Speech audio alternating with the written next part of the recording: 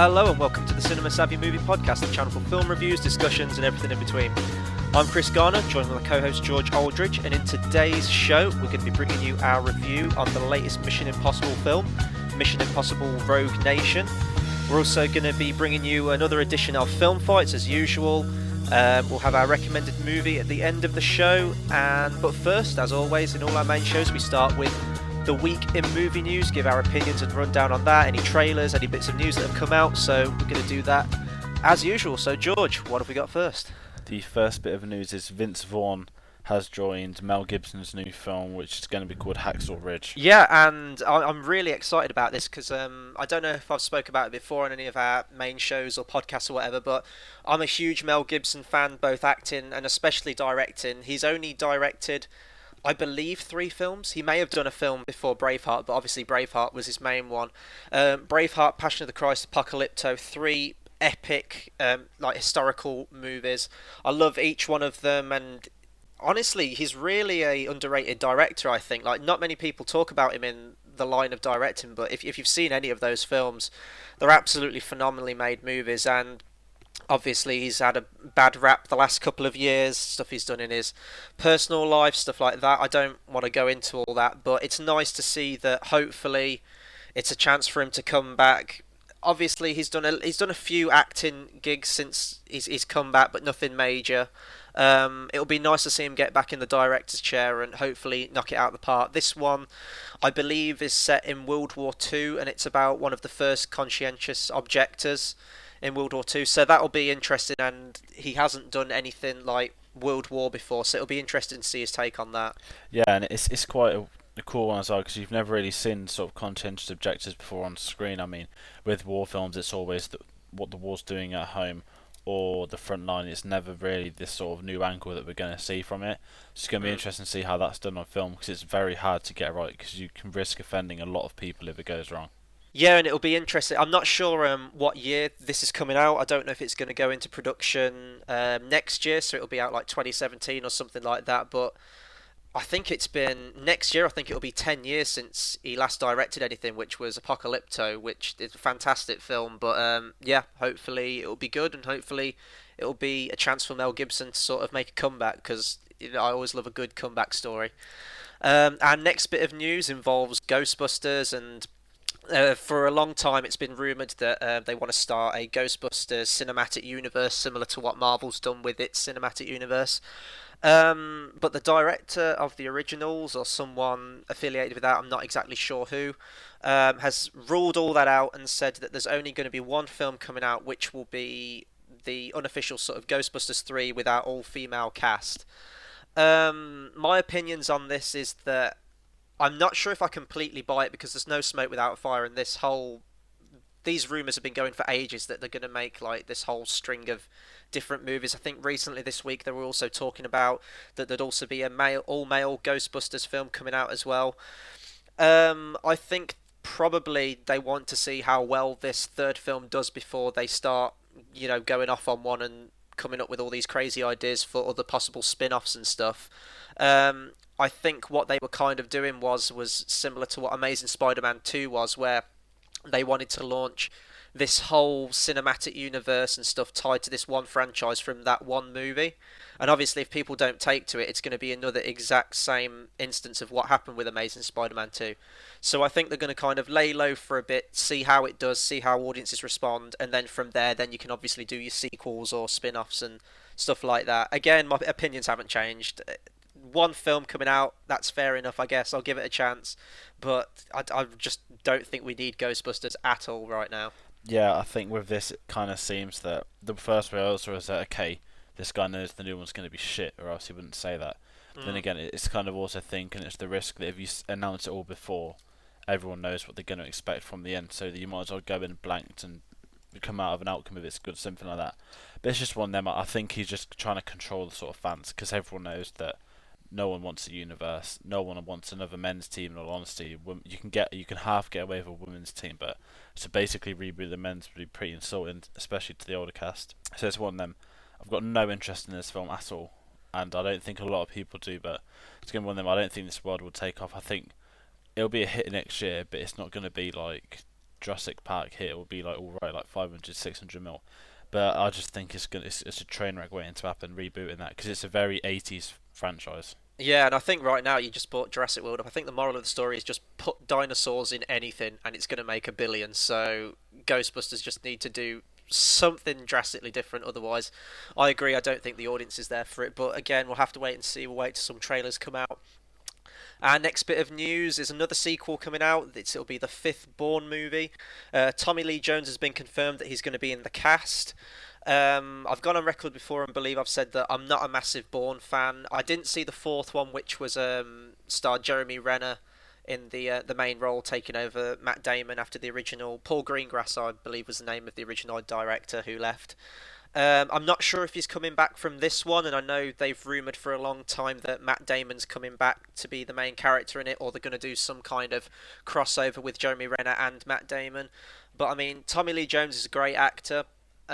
So any film he's in, I'm looking forward to his performance. He's very much reminds me of Mel Gibson. Not Mel Gibson. What am I talking about? Harrison Ford in real life. They seem very sort of grouchy and miserable and don't like going into many movies now. I think the last film I saw Tommy Lee Jones in was that really brief role he had in the first Captain America movie. But I'll look forward to it. But again, I'm not really all too fussed on the Bourne movies, to be honest. Yeah, I think I saw them. I thought, oh, they're all right, but they're incredibly overrated. So I'm not really bothered about the outcomes at all.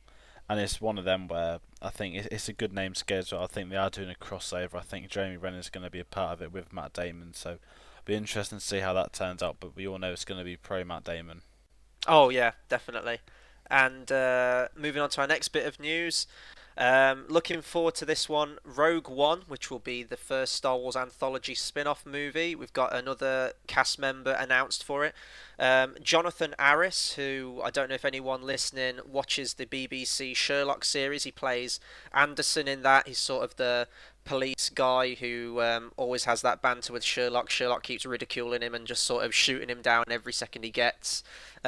Talks about how like thick he is compared to Sherlock, and he seems like a decent actor in that Sherlock. To be honest, obviously this will be a completely different role he'll be playing, and Sherlock's the only thing I've got to go off to that I've seen of his performance. But I mean, they go in with lesser known talent still, and I really like that because with Star Wars, you don't need an all-star cast in it. Like people are going to go and see it regardless. It's Star Wars. It's going to make an absolute killing at the box office.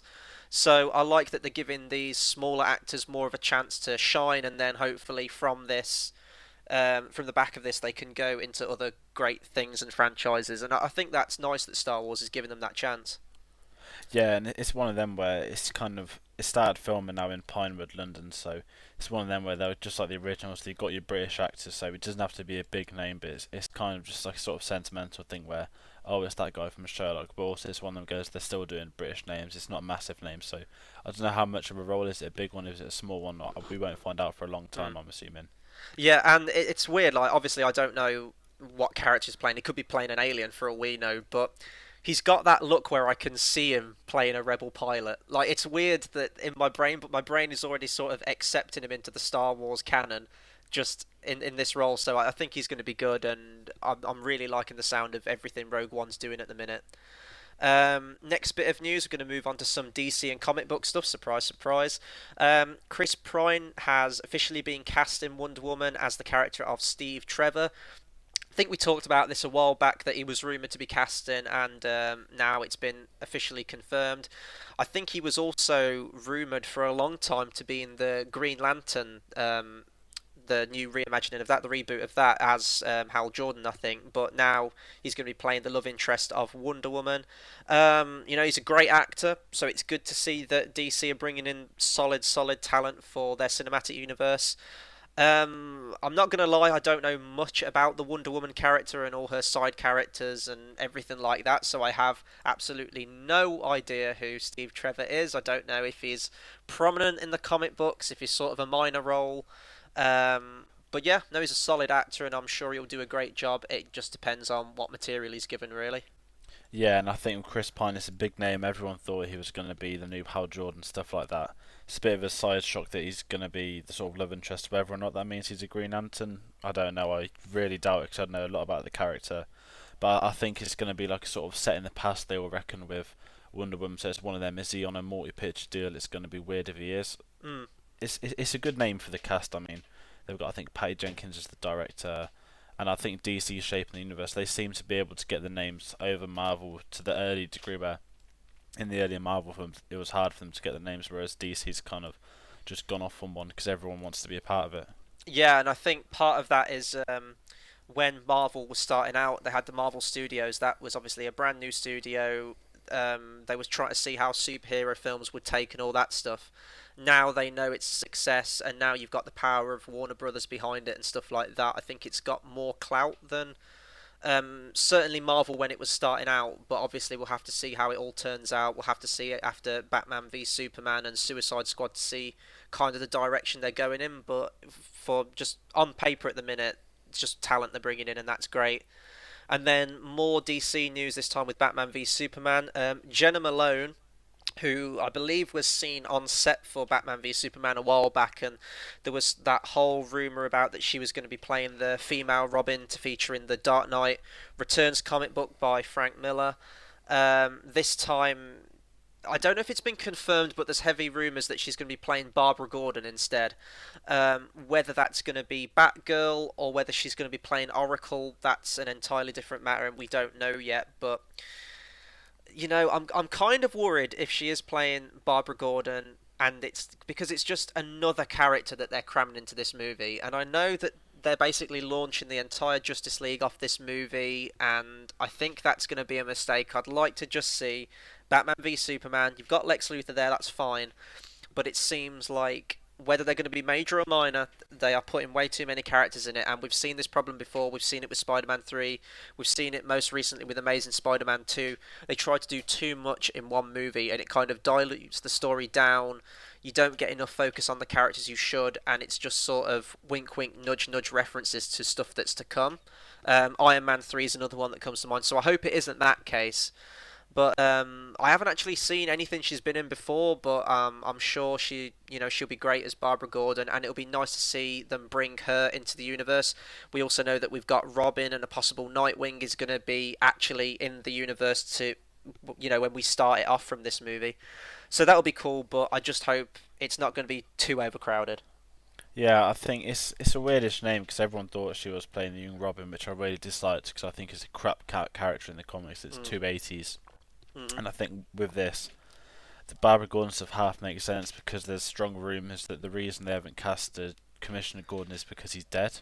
Yeah, And I really like that, so it'd be interesting to see whether she's in it for a scene or two, whether she's even playing her, but there's a lot of potential there. I mean, even if it's Oracle, you don't really need her an awful lot, maybe a scene or two, but it's one of them, it could work, it might not, we'll find out eventually.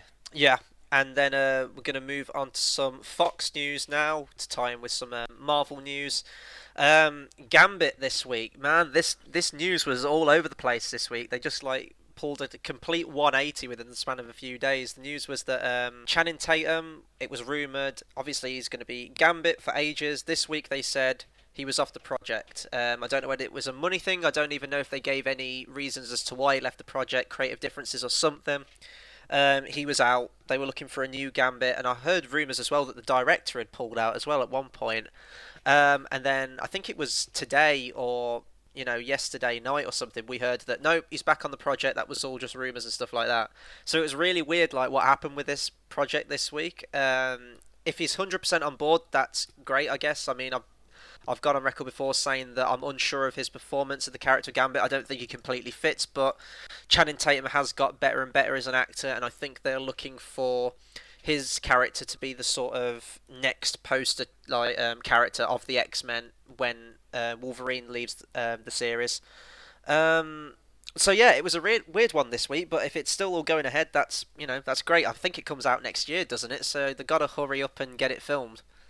Yeah, I think filming's commencing in October. They've given it 150 mil budget, so that's Oh going to wow. be very big. So Yeah. it's going to be interesting to see how that comes out. And I think as well, I reckon Tatum was always going to stay on it. I thought there was very heavy rumours, but I think in the article that's come out, they've said one of the things they had to agree on was a fee for the multi-pictures deal. So it seems like one of them where he was leaving until he got the money, which doesn't surprise me at all. Yeah, and especially now he's more of a star now, and money talks. That's just the way of the world, and that's the way that acting goes, especially. But then again, if it is a multi-picture deal, which of course it's going to be like ties into X-Men. It's going to be more sequels to Gambit, stuff like that. I can understand it because it is a big undertaking to say, yeah, I'm going to be in the next six movies or whatever. On to other Fox news, and man, this one comes out next week, but it's Fantastic Four. And if you want to go into more details with this, because you sent me this earlier and you found the source it was from and everything like that, but it's kind of made me even more uneasy for Fantastic Four reboot. Yeah, the four cast members did a live interview, I think, on TV, and they were just asking them what's the film like, and then they got the response that we haven't actually seen the film, which is a massive red button alert.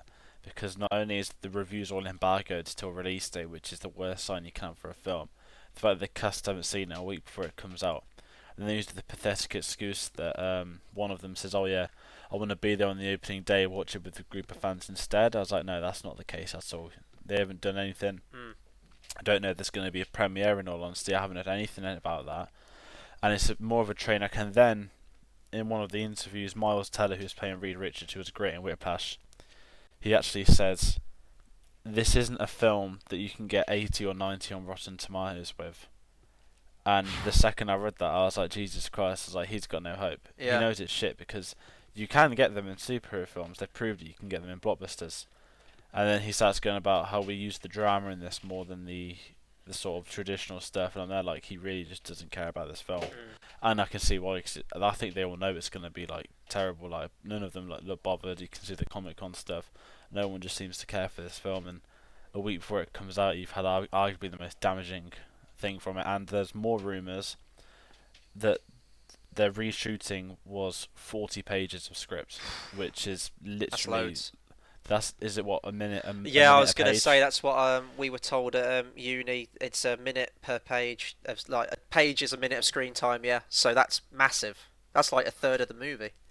And that's just get the red alert ready because I think it's gonna bomb.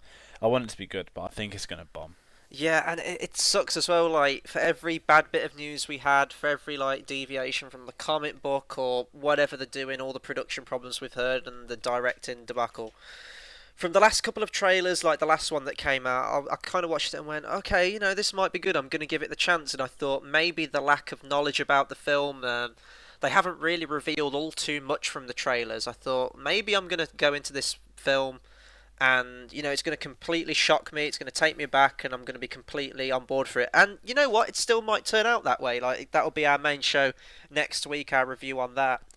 Um, and then you see news like this, and especially a week before it comes out, like around about this time, this is where your hype for the film should be at its peak. All the actors should be doing like press stuff and completely just selling the movie. Usually, cast members, I believe, I might be wrong about this, but I was under the impression that they've at least seen a rough cut of the movie or bits of it. The fact that they haven't seen anything really bothers me. And you brought up the Comic Con stuff, and I was going to bring up that stuff too. You look at them, and they just look bored. They don't look enthusiastic about it. When they get asked a question, they're kind of fumbling out an answer. And it's clear now because they haven't seen the movie, so they haven't got a clue how it's turned out. All they've got to go on is the script and the rough characterization. And even that, I think they were told, weren't they, like before they started filming, not to go and read any Fantastic Four comic books, like just be completely original with a character. So there's that as well. And you look at them, and this is a team up movie. And I talked about this to you earlier, that when you see the cast members of the Avengers films all together, it looks like they're having wicked fun. Like they've all got that banter with each other and all stuff like that. There's four of them, so there's considerably less, and they just look bored. There's just no like chemistry between any of them, and that's a real problem. Obviously, that could still shine through in the movie, but just not in real life. But you're right. There's too many rumors now for it to be a coincidence. I think that production wise, it was an absolute shambles with this 40-page rewrite, which is like a third of the movie. I was saying earlier that I think that was from when they originally said that Doctor Doom was going to be like an internet hacker, and Doom was going to be his sort of username, and he was going to like be a hacker from like his mom's basement or something. Then obviously there was a massive outcry from fans about that, saying that that was absolute betrayal to the character. That's stupid. So I think that that was probably the rewrite. But yeah, it doesn't look good, and it's a real shame. But obviously, I don't want to jump on the hate wagon now. It could be great, but if you were saying that it can't even get like an 80% or a 90%, especially how superhero films now have sort of hit their stride and like all the studios know what they're doing. Obviously, we've had some duds like for as bad. Well, I didn't think it was completely bad. For as not so great as Avengers: Age of Ultron was, it definitely wasn't like a 50 or 60. It was still like a solid comic book movie, just not as good as its predecessors. I think this might even be like a step back to like some of the early stuff, like you were talking about Green Lantern and stuff like that, or even like the first Fantastic Four movie when comic book movies were just starting out and they didn't really know what they were doing. I think it might be a step back to that, and if it is, that's going to be a huge step back for Fox. Yeah, and it's such a shame because obviously they've had the X-Men franchise going arguably stronger in the past 4 years Mm, than it's ever done. And it's one of them, oh, they're rebuilding. Then it's kind of on all the adverts, it's, from the creators of Days of Future Past, all yeah. that sort of stuff. And now it just kind of seems that, yeah, they're just tagging you in to get the audience going, and this is going to be crap, and there'll be inevitable team up to try and get the sequel some more money, because Fox will do anything for the writers not to go back to Marvel. Mm. And it's just, I'm preparing for the worst. I'd much rather be surprised, but I don't think we're going to get that. I'm hoping I'm going to be surprised. I'm going to stay positive regardless of all this news I've seen, and I'll go and see the movie probably at the weekend. I'm going to go in with an open mind, and when those lights go down and the movie starts, I'm going to be like, right, let's see how this turned out, and then obviously that will be our review for Monday. So that's probably, well, that's definitely going to be a one to watch because we have no idea what we're going to be getting into for that film. Last bit of news before we move on to a couple of trailers that have come out this week. Tom Cruise has said he has an idea for Edge of Tomorrow 2. You read this article, so do you know what the idea is, or has he just said that? No, he was at the British premiere last Saturday, and he kind of came out, and I don't know whether the report asked him or just what's in the future plans, blah blah blah. He says, "Oh yeah, Edge of Tomorrow 2 says I've got a really good idea that I want to talk to Doug Liman about, who was the Mm. director of it. Who they are both currently filming a new film anyway together. So it's gonna be interesting to see how the new film is. But it's quite bizarre that he's got an idea for it because it works so well on its own. I don't know the thing with Tom Cruise. He's a guy of probably billions of ideas. An idea was putting himself on the side of an aeroplane. So it's something to be taken lightly. But the fact that he's thinking about Edge of Tomorrow too, is kind of cool because I love the film. But it's quite sad because I think it was such a good original film and Mm. it's had such a good ending. And the whole film was just leave it untouched and make your idea its own film or put it in the next Mission Impossible. Yeah, and obviously we've I believe our second video on this channel was our review on Edge of Tomorrow. We talk about how much we love that movie. Um, See, I wasn't completely aware that it was based on a comic book, so I have no idea if the comic book had a sequel or if it's an ongoing story, if it's episodic, whatever it's like. But I'll agree with you on the point that it is a self-contained movie, and I wouldn't want to see it be ruined with a sequel. If he's got a good idea, then sure, but I think, as you said, it's a very self-contained movie.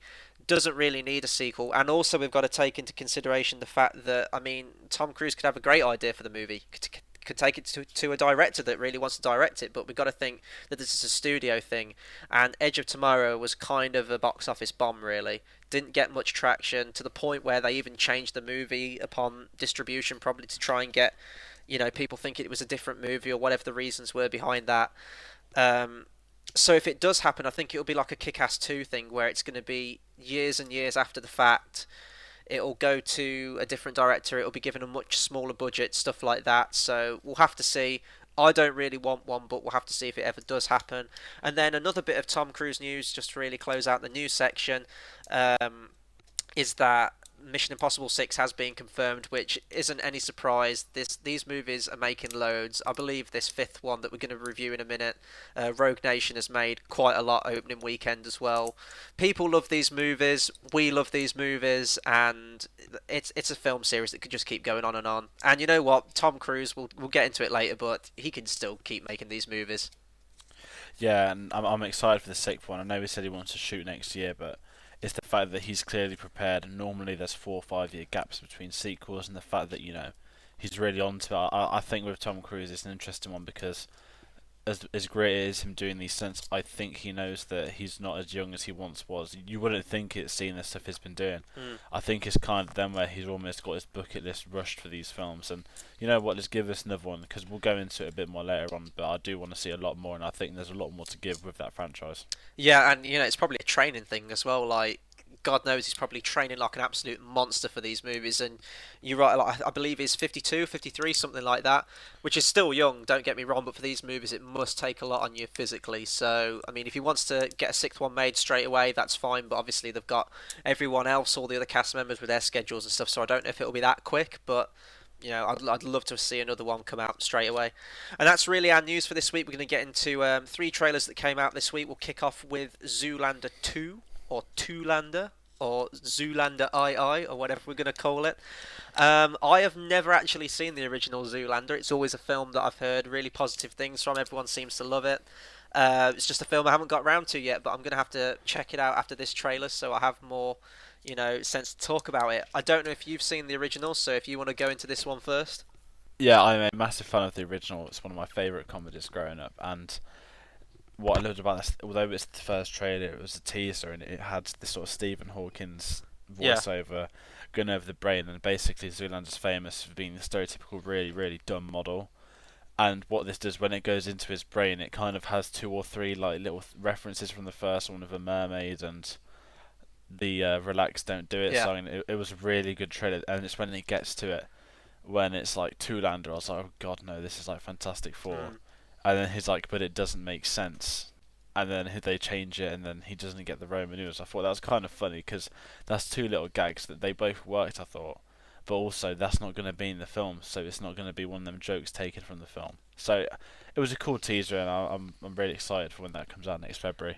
Yeah, I know it's a teaser and stuff, and it kind of does that. A lot of trailers do this, where, as you said, like with the Stephen Hawking thing and like the whole going along the brain synapse and stuff like that, it pretends it's going to be like a much serious movie. Like we saw that with Pixels as well. Like at the start of that trailer, it makes it sound like it's going to be this really big, epic, serious movie, and then they throw you for a loop at the end, and it's actually like a comedy film.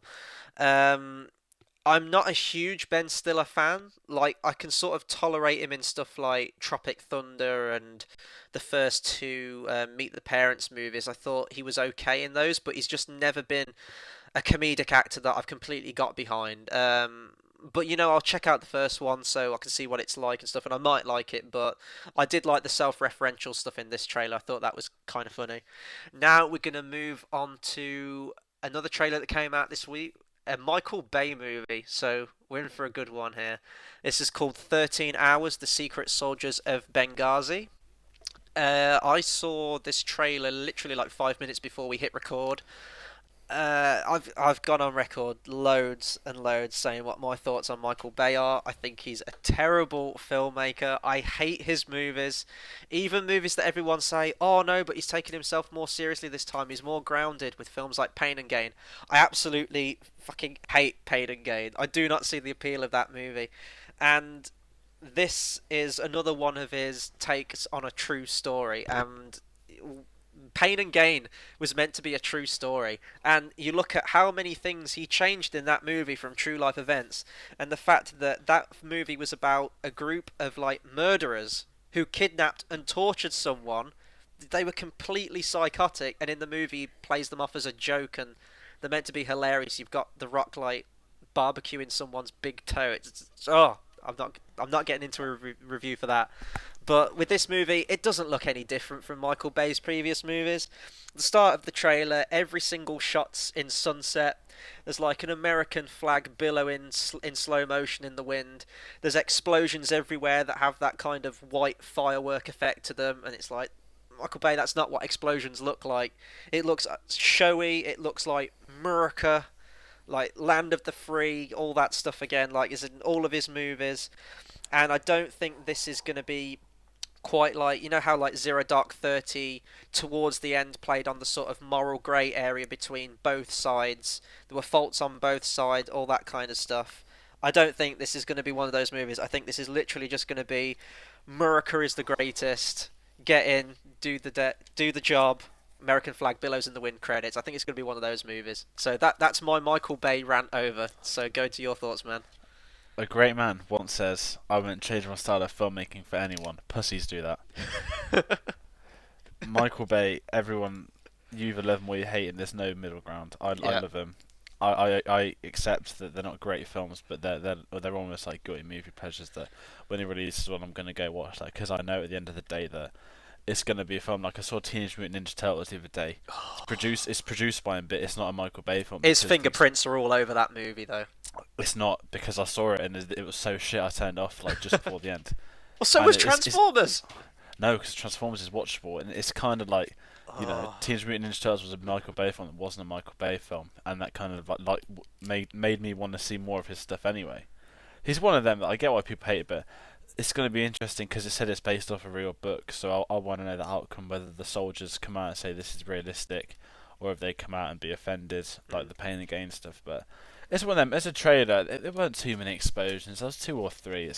It didn't seem as Michael Bayish as because clearly there's not a $200 million budget. Mm. But it would be interesting because it's got John Krasinski from The Office, who's out of a lot of comedy stuff. James Badge Dale from the Pacific, so it's not his normal cast.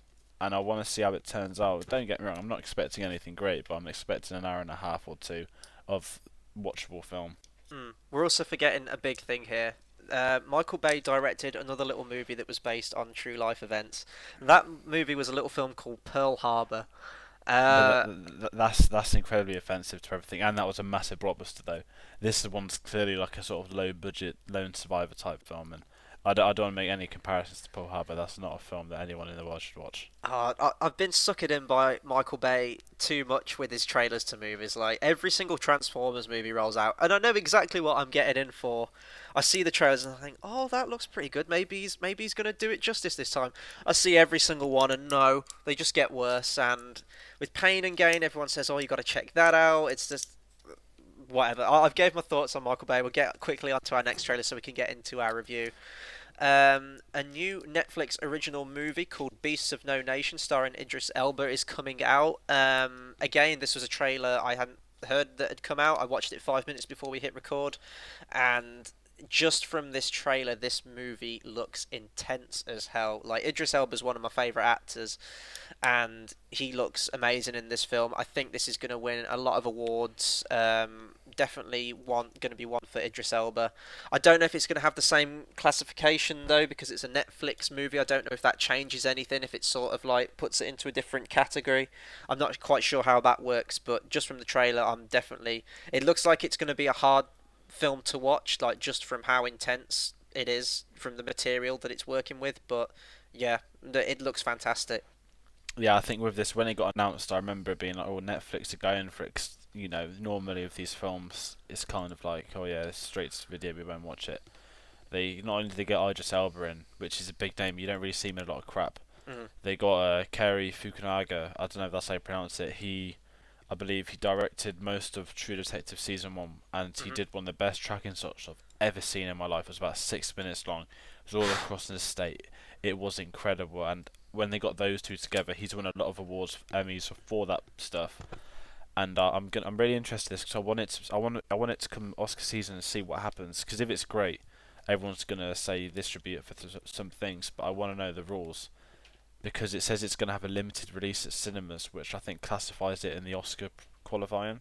Mm. So it's one of them. But I thought it looked great. It was this really tense scene, cutting back. You already got a lot of character depth off the kid, and it's one of them that you don't really see films like this. And I do want to give it a watch because it's got a great sort of like director and actor, and it's just interesting to see how Netflix are now hitting their film audience as well as the TV audience, which we've seen with things like Daredevil, Orange is the New Black, House of Cards. They're really starting to get the critical acclaim, and it's going to be interesting to see how this turns out. Yeah, and the trailer itself is almost kind of like a little 1.5 minute short film in itself, like just from the material that's in it and how intense it. But yeah, full marks for this trailer. Really looking forward to seeing it. But as I say, I think it's going to be a hard watch. But yeah, that will do it for movie news this week and all the trailers that have come out. Now we're going to get into our review for Mission Impossible Rogue Nation. As always, we're going to start off with a spoiler-free section. So if you haven't seen the movie yet but you want to hear thoughts on it, you can go ahead and listen to this bit. We're going to be talking about spoilers later on, but we'll warn you when we get into that. So yeah, let's jump straight into it. Mr. Chairman, the time has come to dissolve the IMF It's not just a rogue organization. It is a disgraced one.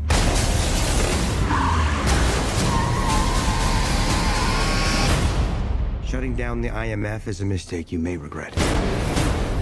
Let's make it count. Open the door! Come on. Yeah, I'm trying. Benji, open that door right now! Oh my God!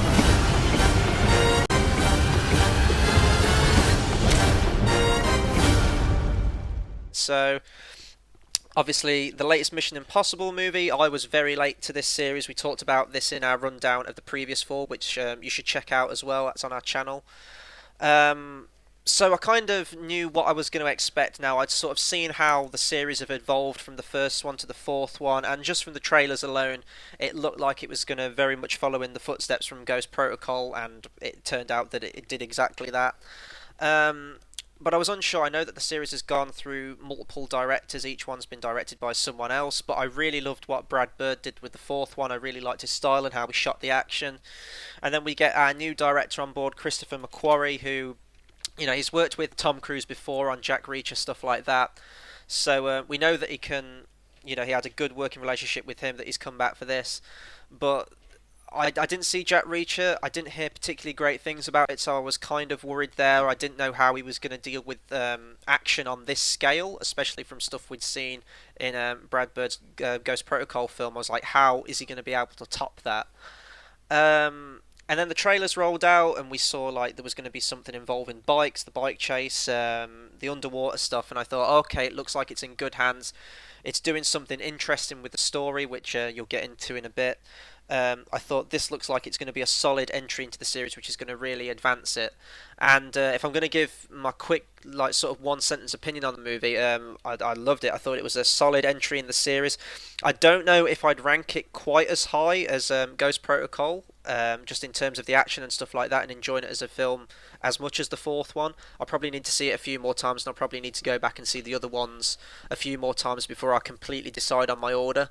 But still, a solid action movie, and you know, it was loads of fun to watch. I've said before that spy and espionage films aren't exactly my style, and I'll still kind of stand by that a little bit, but I just had so much fun watching this movie.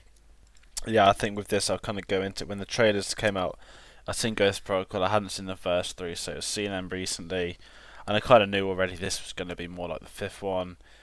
When it came out, all newspapers, Tom Cruise is on the side of an aeroplane. It's like Mission Impossible. Here we go. Puts it in the trailer. That's your selling point of the film.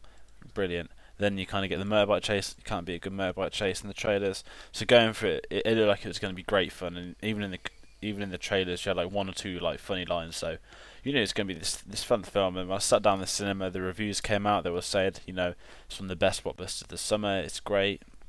It's going to have great positiveness. I came out of it. I absolutely loved this film.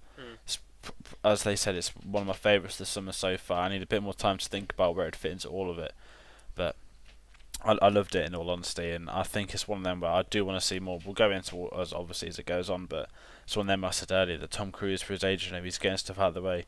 He does the air, he does water, and he just landed this. You know, what else is he going to do? Yeah. It's just great fun.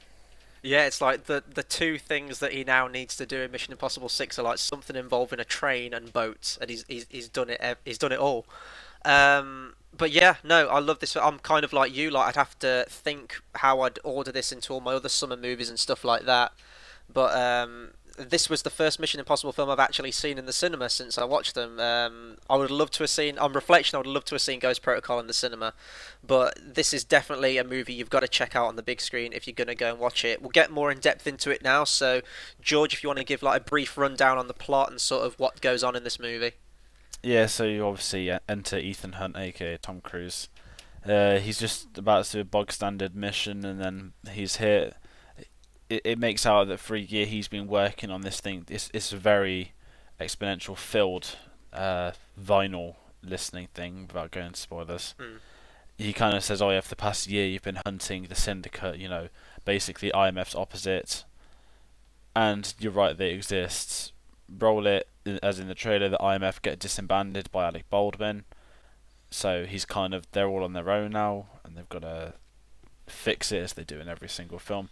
It's very simple, but in this one, the grand scheme is that instead of one villain, it's actually an organisation led by someone. So it's very Bondy, especially with Spectre coming out, the famous group of Bond villains. So it was an interesting take for it, and that's the film, and I'll go into a lot more, but they basically up the stakes by having a rival organisation for the first time.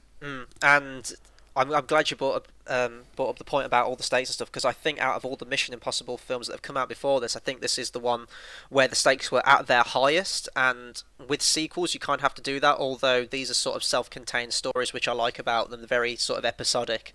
And I loved the force he was up against.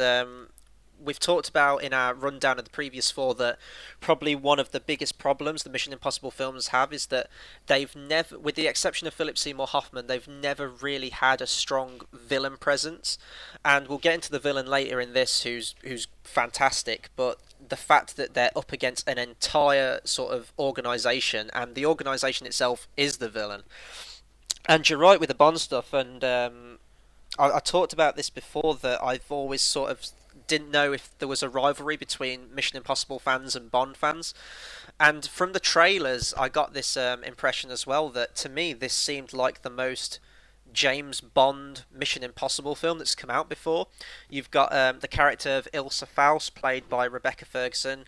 And to me, she seemed like the sort of Bond girl in the series. Like, we've had female characters in it before, in the Ghost Protocol in the second one, but they've never really achieved that level to me. And I don't know if it was with the story or like her involvement with certain organisations in the film. To me, this seemed like a sort of spiritual spin-off almost to the Bond franchise, and I think action-wise, pacing-wise, and all stuff like that, and even from just what we've seen from trailers with Spectre, you're right, with the whole Spectre and the Syndicate from this, it is very similar. And to me, this sort of reminds me of a Brosnan-era Bond film. I know I haven't seen any Bond films in general, but from what I've seen of scenes and from trailers and stuff, it felt like that tone. It's an interesting one because you're right. I mean, when I saw this, the first thing I thought was, this is a traditional Bond film. I'd say it's more of a 60s one than a Pierce Brosnan one, just updated and stuff. But you kind of had, this one guy doing all the outrageous stuff that you'd expect. Pierce Brosnan's a very difficult one to talk about because I rate him as a Bond, but the films weren't good enough for like the 60s. But it's kind of, how'd you do in for the time? The stuff they did in the 60s wasn't groundbreaking stunts, but a lot of it was very new. They had famous underwater scenes in Thunderball, the car chasing Goldfinger, stuff like that. So kind of felt like almost like a modern sort of thing of Tom Cruise doing things that would be the equivalent back then. So, and it's got these like quippy one-liners throughout, very much a Bond thing that's been missing the past few years. So you're right in the aspect that this runs like a Bond film, but I did like it going into it, but it's so hard to compare them because they're completely different. Yeah. The Bond films have evolved, as do these, but these kind of went from the sort of serious dramatic stuff, loosening itself up, going into the wild extreme, whereas Bond always starts serious and eventually loosens itself up, which I believe that the new one's going to be doing. It seems like they're doing a few far-fetched things, which is a sign of a Bond leaving, which is a talk for another time, but And I think pacing-wise with this movie, and sort of, I'm not going to go into spoilers, but what it deals with at the end, it definitely felt almost like a return to form with the first one, in terms that it's a lot more sort of espionage, deals with a lot more sort of infiltration and spy stuff. It's not, I know I've said in our review, but two, it's just sort of, it's not really a Mission Impossible film, it's just action and stuff, and we'll go into the characters more now. So Ethan Hunt, played by Tom Cruise, obviously. What they do with his character in this, he's not sort of the gun-toting, unstoppable, never have to reload badass as he is in the second movie, or really in the previous ones. He's always seemed pretty much always on top. I know he goes through all that ordeal with Philip Seymour Hoffman at the end of the third one, but to me in this one, he's sort of the outcast agent. Like, he's always on the run. He's on the run from his friends, stuff like that. And he's really having to work from the shadows all of the time because he's being chased by, I believe it's the CIA, and obviously from the what's the name? Not Spectre, the Syndicate. Sorry, he's on run from the Syndicate as well. So he's really vulnerable in this movie, and all the way through the movie, especially with the character of Ilsa, it's like, do I trust this person? And I thought that was a really cool place to take his character. This is probably out of all the films, the time we've seen him at his lowest point, and I think that for like a fifth film in a franchise, usually it takes a dive. But to me, this really came with Ghost Protocol. I would say it's almost had that Fast and Furious rejuvenation to the series, and I think they've really hit the stride with this and with the character and what they're doing with him. I think it's great. Yeah, and I think the credit to this has got to go to Tom Cruise because it's one Yeah. of the main producers. He's calling the shots. He says the stunt. I'll go into it more in the spoiler section, but when he says the stunt he wants to do, he does it regardless of importance to the plot, and I think I like that about him because the fact that I know it's kind of only one guy. I'd much rather there was a person sort of designing the franchise. He's almost the Kevin Feige to the Mission Impossible films, Mm. rather than have because and the rule with these is that you get a new director each time they have their turn, but they're listening to Tom Cruise, and that's what I like about it because he's calling the shots. I think he knows what he's doing in that degree to these films, and it's quite cool the way he does them. I believe that J.J. Abrams also got a sort of executive producer credit, so Yeah. it's one of them that I like how this franchise is evolving, and although it's a bit crazy, it's nothing too extreme like the Fast and Furious films have become. Yeah, and totally. And although Tom Cruise is great in this movie, I think that his support team. We've seen them in the other movies, but I think they definitely, sort of like the fourth one, get a lot more focus in this one, especially the character of Benji, played by Simon Pegg. He definitely gets a lot more to do in this film. Can't go into loads of it because that's spoilers and stuff, but he really has that. You really see the friendship between him and Tom Cruise come to the forefront in this movie, and there are some genuinely almost like emotional moments between the two of them. And I like that they've integrated Simon Pegg a lot more. He only had a brief part in the third one. He was sort of just comic relief in the fourth one, and although he still serves very much as that in this film, his character gets a lot more to do, and he gets involved a lot more, and he's sort of on board throughout the entire film, which I really liked with his character. Yeah, and that's the thing with Benji. I mean, Simon Pegg is great for things like this. He's not. Sorry, it's nasty. I don't. Simon Pegg obviously couldn't do it for like Mission Impossible, but having him in the Cuba archetype this time and getting that personal connection when they're going out to give one of their missions, it's really funny the way it's done, where you kind of get the sense that how important they really are, and the off screen when the films aren't done, they're clearly doing a lot of missions together, and it kind of builds with this trust where Tom Cruise has finally got a team set in place, which you can't really feel like, except the first one when they were clearly all good mates beforehand. You obviously that's not been explored, whereas this you've now got your solid team that's been built up. Obviously, there's been a Ving Rhames over the years has kind of joined up, become part of it. We get a cool, so I won't say cool few moments. He's great in it. He's kind of back. Yeah, The same with Jeremy Renner as William Brandt. He's in it.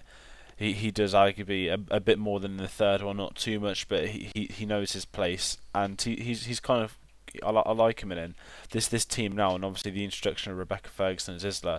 She's kind of a, is it spoiler if I say what she is? yeah, I think it kind of is. Alright. So She's just a cool introduction, which you can go into a lot more. But where they're taking the team, it's really set up for the future, and it's almost like Peg's had 3, Renner's had 2. I think they're here to stay, and I think they do suit the franchise. yeah, and I'll go into the character of Ilsa now, played by Rebecca Ferguson. I don't think she's done all that much to my knowledge. This was the first sort of big movie I've ever seen her in, and I thought she just every scene she was in, she just knocked it out of the park. I thought she was a fantastic addition to the movie. Um, you see her in the trailers. She sort of has the glamorous side to her, like the Bond girl. But when she throws down in this movie, she's grappling with dudes in this movie, and it's awesome. She's such an epic character and really interesting one as well. And in fact, we'll go into it much more in the spoiler section. We're sort of having to like cut ourselves short a lot in this section to not give anything away. But her relationship with Ethan in this movie, I really sort of got that sense, if anyone's again watched the Sherlock BBC series, between Sherlock and Irene Adler. Like they have some great banter between each other, and I found the relationship between them really quite fascinating. And I'd love to see her if they ever choose to bring her back in any way, shape, or form in the future ones. I'd love to see them do that because I thought she'd be a huge credit to the series. Yeah, and it's nice that not in the normal femme fatale way, where in the first one they're part of a team, the girls really do a lot. Second one, there's kind of a kick-ass girl in this team. The same, the fourth one, third one's a wife. This one, you kind of introduce the proper the female action. It's in the trailers of a break in a guy's neck from jumping in the air and stuff. You know what you're going to get with this, and it doesn't disappoint. And her and Tom Cruise, their chemistry's awesome together. I mean, they're clearly having a great time filming it, and on screen you can really see that connection they have. And this isn't really a spoiler, but it's easy for them to be a blatant love interest, but they don't follow that suit. Again, we'll go into more later on with the sort of wife and stuff, which it's for another chat. It's quite hard to talk about this, actually, isn't it? Yeah, it is. It's like knowing, like I remember what was in the trailers, but it's so intricate that we're having to cut ourselves short. I mean, I may have given away a spoiler just saying that she makes it to the end of the movie. It's difficult, but other characters again. I don't think we'll go much into the villain in this. I think we'll save the villain for the spoilers. But I'll just say right now that this is definitely the best villain we've seen in a Mission Impossible film since Philip Seymour Hoffman. He doesn't quite hit that level that he did, but I think he's a very different kind of villain. He's very much a villain that works from the shadows. He's methodical. He never really raises his voice or anything like that. And when he's on screen, he is very intimidating and scary. And then really the only other character that's new to this film is Alec Baldwin, as Alan Hunley is sort of the leader of the CIA, and he wants to sort of disband the MIF and integrate it under the control of the CIA, and it's pretty cool. This isn't really a spoiler, but there's sort of like a court hearing in the first couple of scenes. He's in a courtroom with Jeremy Renner, and they reference the fourth movie, and sort of the effects and fallout after that movie is sort of the catalyst, what is going to give him the power to end the MIF. And very, very briefly, there's a reference to the first one too. See, I didn't pick up on that. You told me that you obviously seen the film before me, and you said that it references the first one, and I was looking out for it for the whole movie, and I never picked up on it. So, which bit was that? In the quorum, he kind of says the IMF once broke into the CIA and took something from us. That was the whole white room dangling down. Oh, right. And I thought it's not a blatant reference, but it was a really cool little one, because we said, didn't we, they've never been referenced, the first two. Yeah. And it's kind of nice because the CIA does have a backstory about this franchise, and it was cool to see that explored of Alec Baldwin, and he was a great introduction to the franchise. He's not a key player, but when he's on screen, he's kind of has this presence where you're going to listen to him because you know he's important to it all. And Alec Baldwin's just great. Like every time he's in a film, he's just I think he's brilliant. But I do kind of blame Team America a little bit. It's kind of every time I see Alec Baldwin, I just think of Team America. It's hilarious. But yeah, that's really our rundown of the characters. Now we're sort of going to get into the action a bit more now and what you can expect from this movie. As I say, I didn't like this movie as much as the fourth one, Ghost Protocol, and to me that is mostly down to the action. I think this is a more interesting movie than Ghost Protocol in terms of its story and sort of what Ethan's up against, but I think where it falls short, and now I say falls short, the action in this movie is fantastic. It's perfectly shot, but I got more of a wow factor from it in Ghost Protocol, and I think that Brad Bird filmed that a lot better than the action in this. There's one scene we can't talk about, we'll save that for the credits, but what we'll talk about is and this isn't a spoiler because this is basically how the film starts, the plane takeoff scene. We all knew it was coming. It was probably like the biggest highlight of all the trailers that came out. And we talked about how much of a boss that Tom Cruise is for actually doing this. I believe I heard that he did this stunt with the plane taking off 11 times.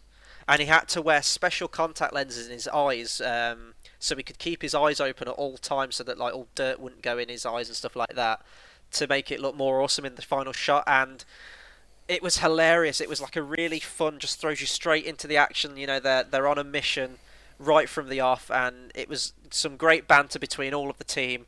And that moment where Tom Cruise just sort of runs out, the theme kicks in, he runs onto the plane, and that whole takeoff was just fantastic to watch.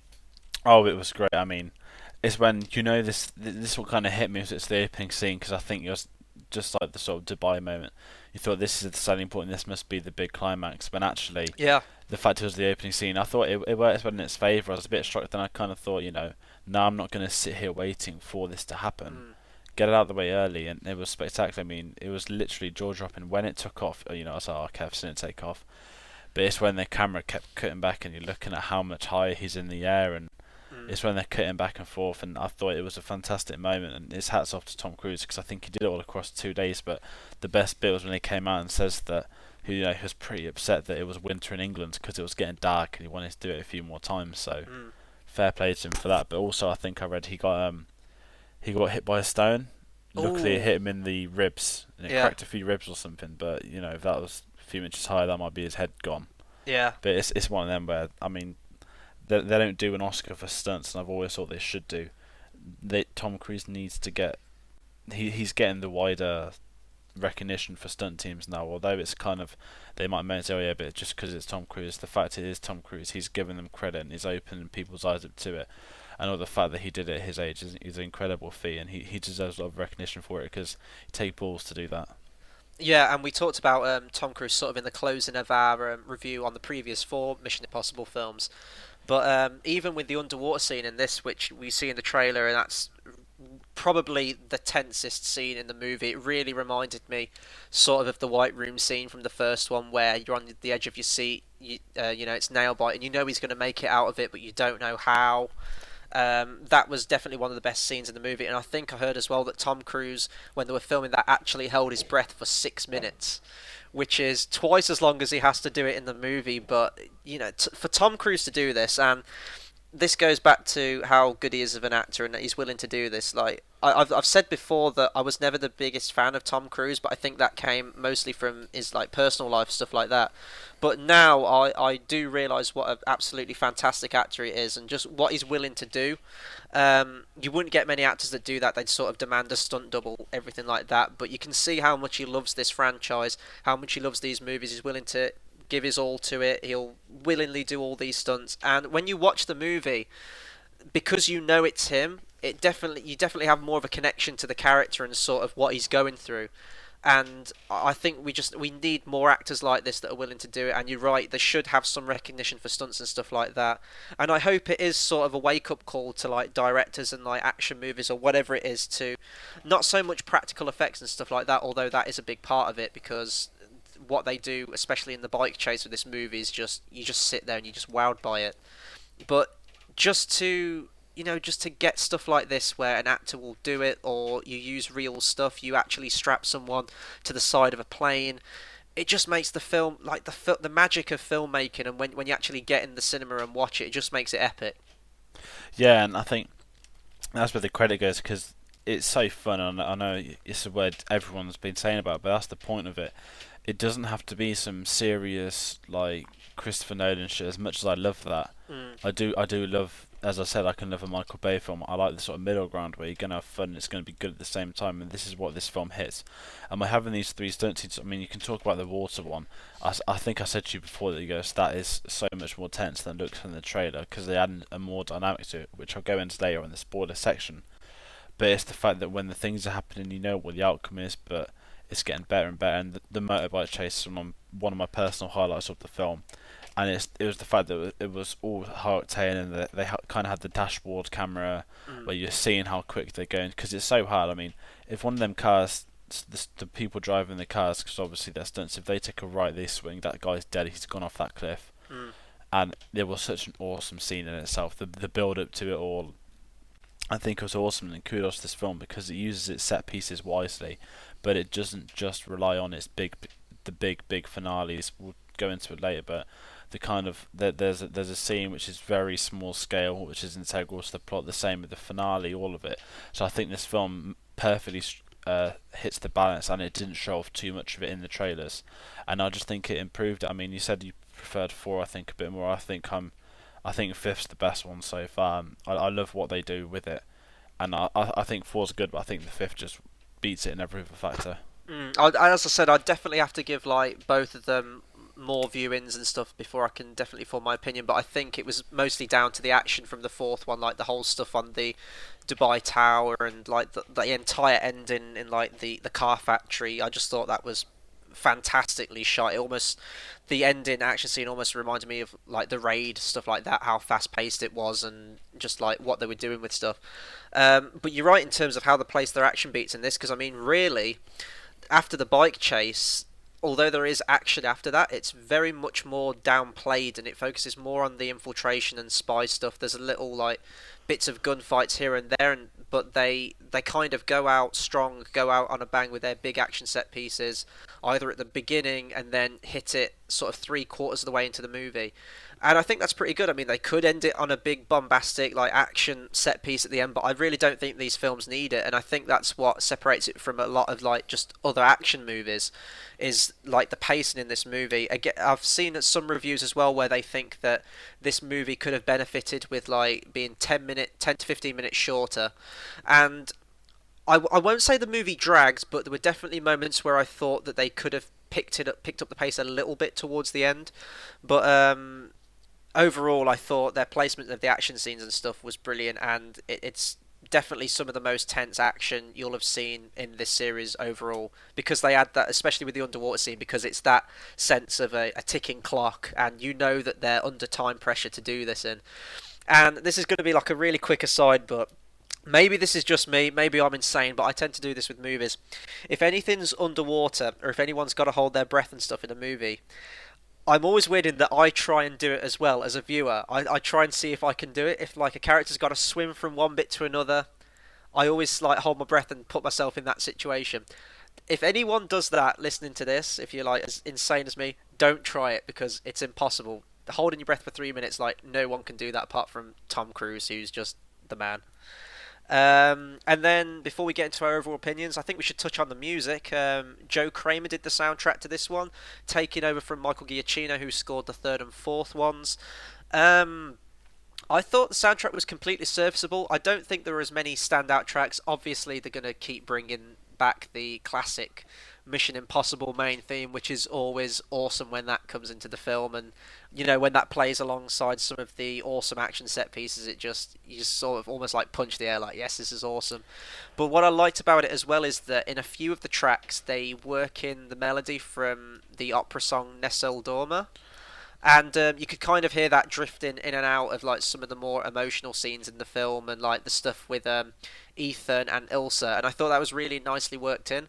Apart from that, though, I'd say it's just sort of a standard action spy soundtrack. Nothing particularly memorable other than that. Yeah, that's exactly the balance. It was all right. I think the opening plane scene, it worked really well, building it. You know, it was always building Tom Cruise is going to come back, and it was kind of working great at that bit. But that was the peak of the soundtrack. It was just all right. And the opera stuff, they worked the songs in well, but we'll be talking about that a lot later. It was an all right soundtrack. It did the film all right. I think that's the best. It wasn't as good as Giacchino's two films. But you know, it was really nice to see, and it's very rare you'll get this in a movie now. An opening title sequence. Like I really missed that, and it was edited really good. Like you get really quick glimpses of what you're gonna see throughout the rest of the film. It plays the Mission Impossible theme, and I thought that was a really neat thing to throw into it. I'm not sure if the others did it as well. I can't remember. I know that Ford did it with the sort of going down the fuse as it was about to explode. But I always like an opening title sequence. I think it's a nice thing to sort of like ease the audience in. It creates like a feel of the movie and stuff like that. So that was awesome to see as well. Yeah, I think the fourth one did it because I remember I was like, "What? I haven't seen this before." Because the first decent title credits I saw when I was younger was Spider-Man 2, when it basically played Spider-Man 1. When I saw Mission Impossible 4 for the first time, I thought, "Oh great, they've just gone through the first three films really quickly."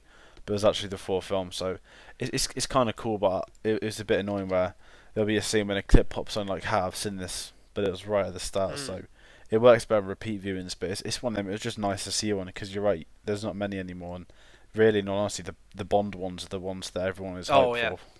Yeah, and you talked about the Spider-Man ones, like they definitely come to mind. They're fantastic, and it's nice when a film sort of takes its time. It seems like they think the audiences are really impatient now, and they just want the movie to get on, save the credits to the end, and people don't even watch those. They just sort of get up and leave. But we'll go into our overall opinions now, and then we'll move into our spoiler section. Definitely with this film, it's if you've seen the movie, it's worth sticking around for because we go into it a lot more in depth than we can here. So overall opinions, another fantastic, strong entry into the series. As I say, it's going to take me a few more viewings before I decide exactly where I place this one. I think overall I prefer the fourth one, but that's down to the action, although the action's fantastic in this. I think this one has the strongest story out of all the previous ones. Tom Cruise is once again fantastic, but I think his performance, more so than all the other ones, is balanced out with the great sort of team he's got working with him, with Jeremy Renner, who's still great in this movie. Simon Pegg definitely shines a lot more. Ving Rhames, obviously, and Rebecca Ferguson in this movie. Fantastic addition to the film, and I think she's equally matches Tom Cruise in terms of her performance in this film, and the screen time they share together is fantastic. Really memorable set pieces, and I like some of the locations they go to.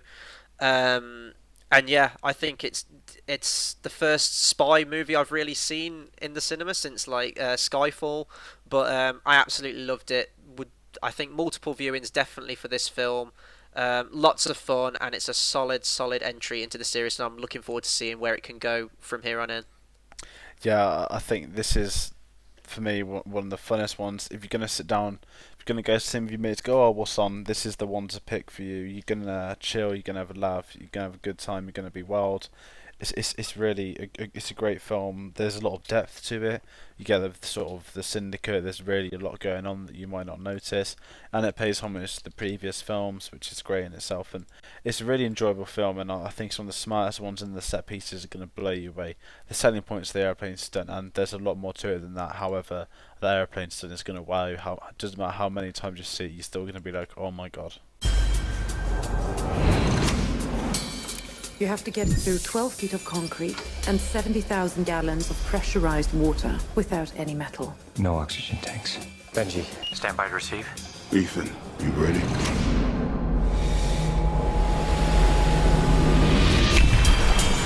Important point. If you haven't opened that hatch after 2.5 minutes, we're both dead. No. Ethan, do you copy? Ethan, abort! Abort now!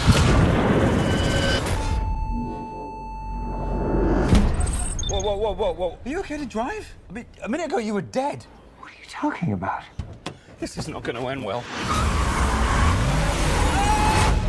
So that was our spoiler-free section. Now we'll move into our spoiler section. So if you've seen the movie, obviously stick around. Or if you're not fussed about spoilers, keep watching. First off, I think we should go into the relationship between Ethan Hunt and Ilsa in this movie. Really fascinating, and it's awesome to see sort of where they take the character of Ethan between all these movies. I mean, the second one, really, it's just sort of just like a relationship, just like he loves this girl who he's met for like a day. In the third one, that's where they introduced the whole marriage stuff like that, and then they kind of did away with that in the fourth one, which I think was the best move for it, although they do reference it in a really awesome way that obviously the lifestyle he leads, he can't be with her. And then this seems like, I don't know if it's going to be like a Bond thing where they bring in a new girl each movie, but I think the fact that, well, basically Ilsa's character is like a triple or quadruple agent. So there's always that thing, that element of not knowing whether to trust her, which side she's playing. And I love characters like that. She's like a proper femme fatale character, and it really makes you question in the movie. Like, you don't know exactly where she's going to end up. Like, you know that she cares about Ethan's character, but in terms of her overall allegiance, and even at the end, it's sort of questioning like how she's going to filter into the sequels if she ever does come back. They do leave it open for her to come back. She says, you know how to contact me, and I was just thinking, is there going to be like an Ilsa signal to shine up into the sky or something? But no, I think her character's great, and I think it was really fascinating how I'd like all credit to the screenplay and the story for coming up with this, because I thought that was brilliant. Yeah, and I think with this, it's when you first introduced to her, you think, oh, she just got him locked up, and then she winks, and I literally thought for a second, I was like, is that his wife? Like, I was really confused because she actually looks still like the wife, and then obviously he's like, do I know you and stuff. So straight, it's just intriguing from the get off, and then you hear that she's a British spy working double agent for the syndicate, who's turning on them with the British who work for the syndicate. So it's this whole like messed up thing, and she's kind of central to it. And I like the fact that in this, you know, the Tom Cruise wife stuff's pretty much over, but he doesn't necessarily just get with her. It would be very easy for them just to say that and kind of go, oh yeah, this is his new girl, where they didn't really like hook up or anything properly like that, which I quite enjoyed, because it would have been easy to make the mistake, very much like the second one did. And with this, I think it works in its favour, and the fact that you actually had like a woman spy for the first time, because you've got Paula Patton in the fourth one, but bringing in the exterior. You've got a British spy. We've now got the British Secret Service involved. It was a really cool twist to it, as well as the Rogue Nation, the syndicates. I thought it was just awesomely done. But with Rebecca Ferguson, it's the fact that she could hold her own. It's very easy for them to have a damsel in distress character, much like Thandie Newton was in the second one. It doesn't matter that she was an agent; she was crap at being an agent. Whereas, she kicks ass and she kills people. She doesn't give a shit. She would take the risks, and I think that's what I liked about her. Yeah, and you're right about that. They don't really play up the whole love or relationship thing, because the last thing, like, they just have a hug together at the end, and that's it. There's no like big passionate kiss or swell of music or stuff like that, and I don't think the film needed that. So all credit to it for that. And I mean, I love her character so much that I would almost like to see a spin-off with her character alone, like with the British Secret Service. I think she was fantastic. She could hold a film on her own. And with the whole British Secret Service stuff, I know it's never going to happen, but it'd be so awesome if they did like a Mission Impossible Bond crossover. Like, I would be there for that instantly. That's what I was thinking. It's when they got the British involved, I was like, oh my god, they could do James Bond. Yeah, they And I could was totally literally do there, it now. so it would be so cool. And there's that, you could have the miserable Daniel Craig like trying to catch him and stuff, but it's something that could have worked. But let's just hope that Paramount buy the James Bond rights, and that probably genuinely would happen. And if they did, oh my, that would be incredible. And now we'll move on to like favourite scene. Well, it's my favourite scene. I don't know if it's your favourite scene. We'll kind of close it with is. that. Yeah, the whole opera sequence I thought was fantastic. And again, if there's any like gamers out there and stuff, this really reminded me of, I believe it's the second level in Hitman Blood Money. There's a level there where you have to assassinate someone in an opera, like during the performance, and you can go like all behind the scenes and like tinker with stuff to make it look like an accident. Really interested, and this, I don't think this was in any of the trailers. We saw shots from it in the trailer, but we didn't know that it was going to take place at an opera. And as soon as they said that, and you get into the environment of it, and sort of like the opera's playing out on the stage, and Tom Cruise is like crawling all over the rafters and the lighting and stuff, and like props are moving that all the technicians are working on for the show. The music and everything, and it all like sort of amalgamated together in this one awesome shot. And I'd never really seen anything like it in an action movie before set in an opera. There's probably loads, but I haven't seen anything like that. And also, this scene included one of the most awesome things I have ever seen, and I really want one. A flute gun. A flute sniper rifle. That was amazing. I think what I loved about this whole scene, it is my favourite, although it's about 10-15 minutes long. They kept away from all the trailers, and I think what I like most is that in Quantum of Solace, which is horrific, they have an opera scene that it's cool for a minute, but it doesn't work. In this, the way it's built up, it's so well done. It's an absolutely great moment, and it's actually, him doing espionage. They've got to find out who the guy is, if they're going to find him, stuff like that, and it works really well. Then they add in the fact that there's a chancellor, so they realise like, oh shit, someone's about to get assassinated, and I'm here. Simon Pegg's here, who's meant to be on leave and stuff. So it builds up their dynamic again together with Alec Baldwin's CIA hunting them down, and then it's just the little things it takes to, when that the sniper shot's going to come when they're at the loudest. But I think my favourite bit is when Tom Cruise realises if he shoots the woman, then the guy's going to shoot the chancellor. If he shoots the guy, the woman will. And I don't know. Normally this stuff's predictable, but in all honesty, because of the pacing and the opera's on and stuff, I didn't genuinely think Tom Cruise would be able to save him. I thought the chancellor would die. So I like the fact that Tom Cruise shot him in the arm, and then they kind of Dark Knight it up in the car when it's like, don't worry, nothing will happen to you. Then it's the briefcase and they kill the chancellor, and that was really cool. And I just loved how the scene played out in general, where you had him actually spying, and you haven't really seen him properly do that in a long time.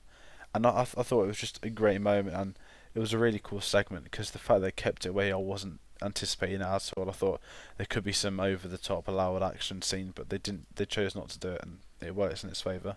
And what I liked about in that sequence is that Ethan's character was still very vulnerable. Like, he could have very easily been just like the typical badass in that scene, but they do the classic thing where he's up against like a 7-foot something Russian guy, and like he keeps standing up and the camera keeps going, and like Ethan's just like looking up at him. It's like we get it that Tom Cruise is like small, but it seems like he was really pushed to his limits there. Like, even for most of that fight, he was sort of like getting his ass kicked through most of it, and then obviously the bit you talked about where you don't know if the Chancellor's going to make it out of it, and I love that. I thought he was going to get shot there, and then the other two like gun people were like going to hide, and then it was going to be pinned on him, and it sort of is all pinned on him, but it's like after the fact, as you said, like where the car blows up, and that whole sequence I just loved, and I sort of hinted at it earlier when we talked about the soundtrack, but that's the reason that Nestle Dormer's played throughout the soundtrack. It's going from that because that was the opera they go to.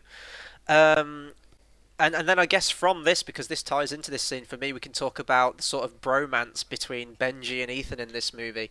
One of my favourite bits in the film is where, well, Benji's sort of like, I don't know if he's like working a day job or something, or if he's still like really high up in like the Secret Service stuff. But there's the brilliant bit at the start where he's sort of slacking off his work and he's playing like Halo or Destiny. I couldn't really see what it was. And then like when his boss walks past, he just like quickly turns it off and pretends he does something. So he's sort of down on his luck really. And then Ethan calls to help him again. Benji's had to been lying at work that, you know, he has no affiliation with Ethan, that they're not friends, all stuff like that. And it's where after the mission goes awry, I think, like Ethan basically says to Benji, like, look, go away from here. I'm dangerous. I don't want to endanger you. I don't want you caught all up in this. Like, help me on the outside. And he gives Tom Cruise like an ultimatum. Really, he's like, no, look, we're friends. I've helped you out on here before. I chose to come to this. This is my decision. I'm going to help you through this. And that's really sort of like the foundation of most of the movie, which all amalgamates to the end, where Benji's strapped with that bomb, with the I think it's like all ball bearing bomb that's gonna go off, and Benji's just sitting there crying, and he's having to speak for the villain, like the villain's speaking in his earpiece, and he's having to like relay what the villain's saying to Ethan, and it's really emotional. Like I thought, obviously you've got like the relationship with Ethan and Ilsa, but I thought that the relationship between him and Benji as friends, that all the stuff they've gone through was brilliantly like put in this movie as well. Yeah, and I think that's one of Simon Pegg's qualities. I mean, I know you haven't seen it, but in the Cornetto trilogy, you get one or two moments in each film where it's literally Simon Pegg doing the heart to heart with Nick Frost, and then in this, it is that scene. I didn't really expect it. I kind of thought, you know, he'd quip a joke or two, but when he passes the polygon test, he has the scene where he says he's not my friend anymore. It's quite powerful. Like you know he's faking it, but you really believe it from him. It's when it cuts to him and he's like, you know what, I'm staying, and that's that. And it's kind of like, wow, and then Tom Cruise is just there like, okay. Yeah. And it was kind of funny. It has these little one-liners where it's not over the top. I was chatting to my lecturer about in the film. It's fun, but not funny. This is the mistake that Marvel's starting to make now, where they're mistaking fun for that. Instead of, you can have a few one-liners. They're going to work in your favour. However, you quip too many and it becomes a comedy and it doesn't work. Or you get to DC's level where you decide not to have any at all, and it's not funny, it's too serious. And this is what I say the whole time. This has the balance perfectly right. Similar to the first Avengers film, where the first Avengers I still think had too many laughs. Yeah, but it did. with this, it was just the perfect timing of every one line. It was so well done, and I think the whole Simon Pegg dynamic's great. I mean, I think with the Halo bit, it's product placement for Halo 5 because it's not out yet. Oh yeah, However, it totally was. Yeah. It does it in a way that you don't mind it because it's so funny and it's so typical of his character that he'd be doing something like that. And it's the little things like shoving the chewing gum onto the CIA's logo, clearly showing he hates it there. And it kind of works. And there's a few with Brant as well, with Jeremy Renner, where he kind of has this chemistry with Alec Baldwin, although they've only got 2 scenes together. He's kind of playing off it quite funny in that, and he's just kind of like pissing off Alec Baldwin. Cut to the end of the film, Baldwin's actually loving the fact that they're doing it together. So I think it works it perfect. You don't get too much of it, but it kind of helps to take out the film, and then when it gets serious, it gets you back into being serious. Yeah, with Renner as well, like that. I can neither confirm or deny the actions that took place in this without approval of the secretary. Is something like that, and that's like a running joke throughout it all. He was good as well. The only thing, like the problem I have with that, and I don't know if I mentioned this in the spoiler-free section, was that I don't think that Jeremy Renner was given as much to do in this one as he did in the fourth one. I know the fourth one had to have the task of bringing him into the movie, and especially introducing a new character like halfway through a film as well. I would have liked to have seen him be a more prominent member of the Force, but again, if you've got Ilsa and you've got Benji, it'd just like get too crowded if you added another person there, and they sort of like all meet up at the end and stuff like that. But I think he just got more focus in the fourth one. I think it would have been cool if he got that same level of attention. But you're right with Benji. Like when it started it off, and this isn't technically a bad thing. When like Tom Cruise is like saying open the door, like to get into the plane, and he was kind of fumbling around like opening the wrong doors. It's funny. It like genuinely is funny, but I thought, this is kind of what they're going to do with Benji again. He's just going to be played for laughs like he is in the other films. And although he still very much is a comic relief, I love that bit. And that bit at the end where he's sat at the table and he's sort of relaying the message from the villain to Ethan, and he's just like sort of crying as he's doing it. Like, you really want Benji to make it out of it, and I think this will be a good jumping off point because we didn't really get to talk about him all that much in the spoiler free section, but we'll get into the villain now a bit. Solomon Lane, played by Sean Harris. This guy was creepy as hell, and I'll tell you who he reminded me of a lot. Raiders of the Lost Ark. The name escapes me, but the really creepy German guy who's like in the leather trench coat and he like burns his hand at the start of Indiana Jones. He really reminded me of him. He like speaks in like this creepy whisper voice, and he sounds a lot like the Don from Godfather. And that may have got like hokey really quickly, but he was terrifying. Just the whole exchange with Ethan, the bit where Ethan's like sort of playing him at his own game to defuse the bomb, and for most of the film he's sort of always in the background. You never see him, and he gets more to do towards the end of the film. And although he's not a perfect villain, like I don't think he's quite as good as Philip Seymour Hoffman, he's a very different kind of villain, and I think that works the film, and he's definitely the second best villain the series has had so far. Yeah, certainly. And I think with him, it's when he introduces him when Tom Cruise is getting gassed in the vinyl shop, where he just shoots that woman point blank. You go, okay, that's a pretty big intro. At that point, you don't know if he's a kind of guy working for the main villains, but you eventually realise that he's the big bad guy. And I think in the way of Philip Seymour Hoffman's very much a one-man warpath type villain, whereas this guy is, they reveal he was a former spy. He's very intricate, and he kind of has it like. Suarez with him, with sort of being the head of an organisation where I feel that he's not as good as Philip Seymour Hoffman, but the fact that his villainous deeds are worse than Philip Seymour Hoffman's, if you know what I mean, where the general what he does, the fact he's infiltrated the IMF, he's killing people left, right, centre, it helps to get them shut down. He's great, and I think I said to deny that he's like Ratatouille in human form because he's got such a scary face, and we both didn't know it, but Sean Harris is like, I know that name from somewhere. And it's kind of the creepy guy out of Prometheus, Harry Brown, and he's basically famous for looking scary. And in this, because he's got no beard, he looks about 20, 30 years older, but he's this really creepy villain. It's kind of the whispering voice, but the Simon Pegg stuff at the end, I mean, it's the second he knows he's got the bomb where his eyes are all wet and stuff, and he's kind of saying it, and just think, well, like, this villain doesn't care, he'll happily blow up half of London to get what he wants. And it's kind of where he doesn't really call the bluff till like 0.0017 seconds. It's things that he offers so much more than I thought the villains would, because it's so easy for them to have like very much like Hydra. Hydra's just an organisation. That's what I thought the Syndicate would be. I didn't know that there was going to be a clear villain, and that's what I like about this film.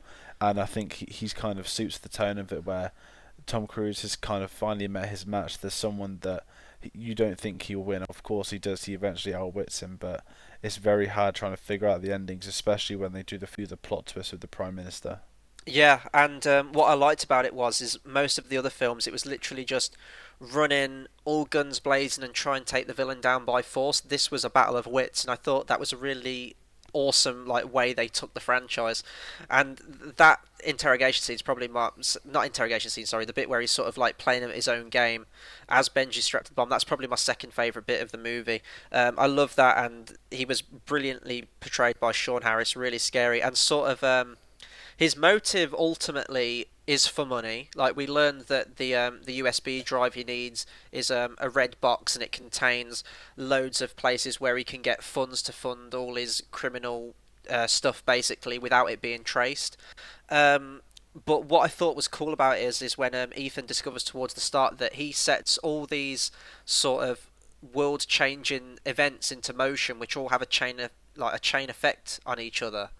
To lead, like, I think he says like one thing, he planted something somewhere like a bomb or something which led to a civil war and stuff like that. So you really get the scope of what this organisation and what he's capable of. And You're right, like the bit where they sort of like brought all like the British Prime Minister stuff into it, and it was awesome. Like I was watching it and I was like, I know the guy who's playing the Prime Minister from somewhere, and it's the guy who plays Cutler Beckett from Pirates of the Caribbean. Yeah, he's in. Uh, there's a really funny British sitcom that got the new Doctor film, so I can't believe I forgot the names from the funniest. They made a film for it, and he's a prime minister, and he's a really shit prime minister at that. Yeah. Um, oh my god, I'll come back to me later, but he's been in a few comedies, and it's just really ironic seeing him be the prime minister again. Mm. And he was sort of played for laughs as well, but that whole scene in particular, and I don't know the name of the guy, but he was sort of like the leader of the British Secret Service. He was like this really creepy British guy who turns out to be a villain, surprisingly. But again, like they didn't. The whole mask thing, that this is sort of like a staple part of the series now with Mission Impossible, is the whole putting on a mask or the identity, and they hadn't done it for ages in this film, and I thought, well, surely it's going to come into play at something. And you know what, it did fool me, I'll be honest. Like, I love when it can do that. It got really ridiculous in the second movie. We talked about that, in how many masks they were putting on. It shows you again sort of how they craft it. It's in a very different way this time to it was in that it was in Mission Impossible 3. In the third one, I believe they sort of like sculpted it with like a chisel and stuff like that. In this one, it's sort of like a vat of gel, almost like liquid gel, and they like sculpt the face from that. And at the end, where he pulls the mask off and it's Ethan, I will admit that did get me at that point. This is one of the first times I didn't get duped. I don't know Oh, how. really? I was at the cinema with my mate, and it's when he says, "Can you two wait outside?" Yeah. And then I don't know. Sometimes I take a risk, and I literally go to my mate, and I was like, "I've got a feeling he's Tom Cruise," and I haven't been this. It's not obvious it's going to happen, but I predicted the Flash finale perfectly a month before it happened, and all my friends messaged me like, "Jesus, how the hell did you do it?" Like, and then with this, like when it revealed, I literally just put my hands up in the air, and then my friends started pissing themselves because it's really well done for a change. I think that's why I kind of guessed it, that it'd be very easy just for them to have had this intricate plot. But I think it's when he's kind of casually walking into the building on his own, and you think, that's probably going to be Tom Cruise. Yeah. And it was a really cool reveal, though, because then Alec Baldwin's kind of like, he's been catfished. He doesn't have a clue what's happening, and then he realises that Tom Cruise is actually a good guy. And I quite like that. It's very easy for him to be this typical American guy being like, "Oh, screw you, I'll shoot you anyway." Where that's the kind of redeeming bit. Alec Baldwin kind of gives him this nod. He's going to go along with it. He knows he's been in the wrong the whole time. And that sets it up for a nice little ending. And kind of finishing off the Alec Baldwin segment, he's the new secretary, which I thought was really cool going forwards. Because me and you mentioned that they haven't really had a clear one. They keep changing name every film. I think they've probably gone on a 2-3 picture deal now just to run that mine a bit, which is going to help with the continuity. Yeah, and his reactions at the end, where like he sort of like begrudgingly accepts Ethan back into the service and stuff like that. Even at the end, he seems like he's having to tolerate Jeremy Renner's character, and he was great in that. And you're right, if they've got him for a multi-picture deal, I think he'll definitely be an awesome addition to the series. And like people have, I think I saw a review, I think it was IGN that said this. They said that this film in particular didn't really advance the series all that much, but I don't think that's particularly true. I mean, I kind of see the end of this film. I mean, some people could argue it was the fourth one that did this, but I think this one definitely, with its ending, it really reminded me of Skyfall's ending. Like, it's really got a clear idea of where it wants the series to go now. It's found its footing, and it's just going to go from strength to strength, I think, like, from this point onwards. Yeah, and I think it's just getting bigger and bigger. I mean, the numbers are just coming through now that it's got 60 million opening US. It might not seem great, but the fourth one, which is the highest grossing, got 30 million opening. So the fact that it's 120 worldwide too, this is big. I mean, it's going to make a lot of its money back. It's got a few weeks to do well. There's not many films coming out. I don't think Fantastic Four is going to dent it. And I think it's one of them where it's getting stronger and stronger. I mean, I know you think kind of this might not be better than 4. The fact is that there's 5 films, and the recent ones we're picking as some of the better ones. And I do think Tom Cruise has got a lot going for him now, because he kind of went off with all his personal life. I think a lot of people went off him, but the past 2-3 years he started coming back to his blockbusters, and I think people are kind of waking up to him again. And I think me and you are both examples where we weren't perfectly keen on him beforehand. I mean, I kind of got back into it, but I was never really bothered growing up until the past few years, and I thought, you know what, Tom Cruise, and I think a lot of people are going back to that now, and I think he's he's been a star for 30 years, but he's starting to bring back the fully powered star power now.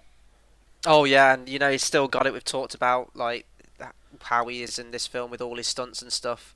The underwater stuff, the bike chase, the car chase, the plane stuff is it's fantastic, and I think that obviously he can definitely carry on doing this for as long as he wants to. It will be a bit awkward when he eventually wants to hang up the mantle, and it'll probably have to like reboot the series with a new person taking over, but hopefully that's a day long off from this one. I think I've sort of talked about everything in the movie that I can think of, unless you've got anything else you'd like to bring up or go into. It's not really bringing it a bit. I think with mine is to find that the motorbike chase has been one of the favourite sort of car chases I've had in years. You don't get enough of them these days, and it was a kind of wow factor. Although some of it was predictable, it was just awesome, and the fact that they were stunts is just incredible. Yeah, and sort of with the action scenes, the last things I'll bring up are that thinking back on it now, this is definitely one of the most tense Mission Impossible movies. Obviously, the fourth one was tense when he's climbing up the tallest building in the world, and that's actually a guy on that tower. And the bit where he slips, you think, "Oh shit!" He's not going to die, but your gut turns around because you put yourself in that situation. But with this, I think this sort of brought the whole against the clock, time limit, under pressure kind of thing where he goes under the water, and that was definitely one of the most heart-pounding moments of the film. Not just for the fact that Ethan's character's having to hold his breath for 3 minutes and he's having to dodge this sort of pendulum thing that's swinging round, and he's got to get out of a hatch, he's got to flip these sort of security chips with each other, but the fact that it keeps cutting back to Benji and he's having to walk down that corridor, and it keeps the editing in that scene was brilliant, how they increased the tension from it. Cuts to Benji. Ethan's basically got to switch out this security disc so that the recognition system and security system in the building that Benji's sneaking into won't detect him, and he can get in, without any problems and not get arrested. And when Ethan's drowning, and you knew that where it was coming if you'd seen the trailers where they say like a minute ago you died, so you knew he was going to lose consciousness and then he was going to get rescued. But that was really tense, and I think that's definitely the tensest thing it's done since the first movie. So I've basically talked about everything, so I'll sort of close out with my final thoughts again. Brilliant addition into the series. Talking about it now, and we so often get this when we do our reviews, like, and we think back on it and you sort of get your opinions out there and form your ideas on it. I'm actually swaying towards this one more than the fourth one now. When I think about it, I think what I liked about the fourth one was the action, and I'll still say that the action in the fourth one was superior. But I think as a film, from a character standpoint and sort of the interactions between characters and sort of the pacing of the film in general, I think this is definitely the strongest. I think that it's exciting to see where the series is going to go after this.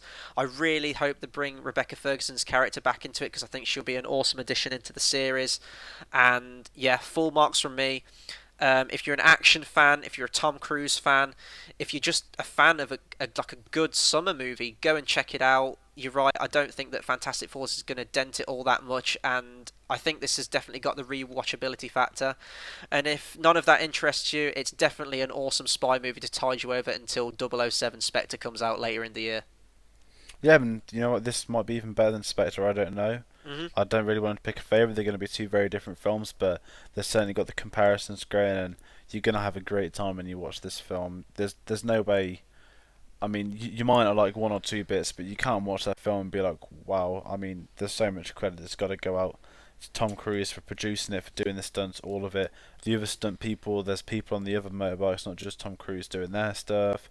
All of it. The opera scene is probably one of my favourite scenes of the year, in all honesty. I just love the build up, all of it, and the flute sniper, that's new, and that was so cool. It's kind of when he opens the flute, you're like, oh my god, Yeah. god. And then he just like turns into a sniper. I was like, yes. But yeah, and sort of like the last thing I'll say on it as well, if you're new to the series, like if you haven't seen any of the other ones before, I was new to the series, but obviously I rewatched all the other ones so we could get a review up for it, so I'd have a sort of understanding of where this one's going. But I don't think you need that. I think the film stands on its own.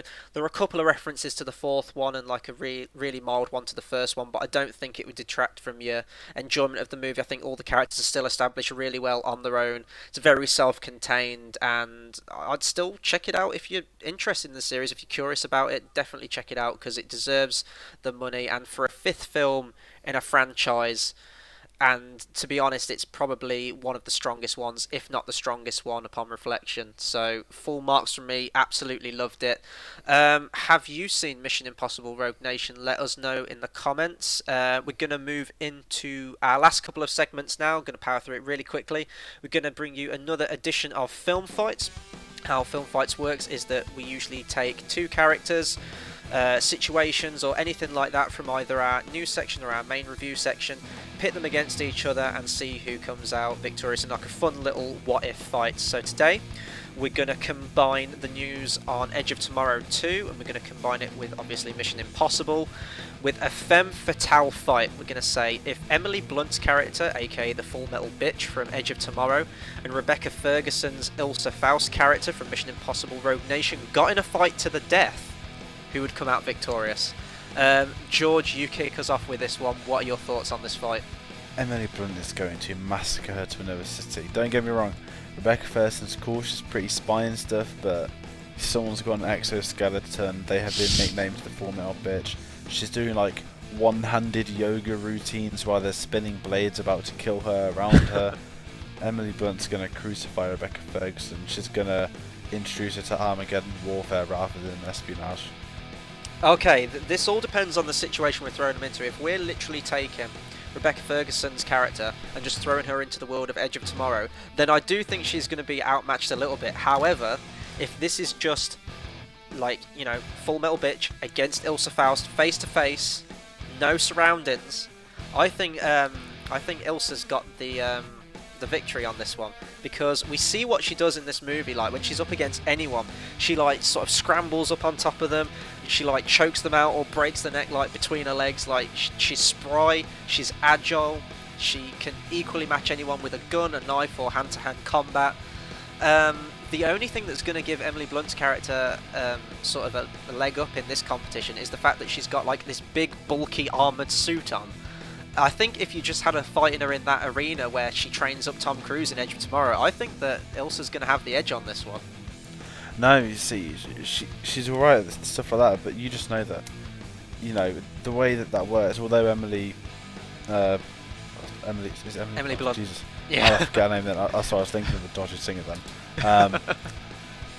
She was part of the elite. I mean, although she did well in the war, they could have had her in a kind of rookie station where they could the sort of weaker goers, but they have her at the toughest station. She's clearly a bitch. They're all scared of her. She clearly bullies them all outside of work. She is going to kill Rebecca Ferguson.